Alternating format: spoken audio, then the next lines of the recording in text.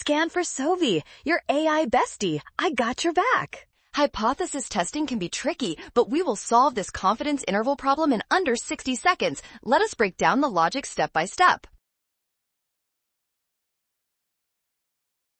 To test a claim about a population proportion, we set the null hypothesis as the claimed value. Here, we assume the population proportion equals 0.45. You got this. A confidence interval represents a range of plausible values. If our claimed value falls outside this range, it is statistically inconsistent with our data, providing evidence to reject the null. Since the interval not containing the claimed value of 0.45 contradicts our null hypothesis, option B is the correct choice for rejecting the report. Let us go. Smart move! Scan the code. You can learn better with SOVI. Avoid ignoring the sample or misreading the null. Always check the interval and verify claims.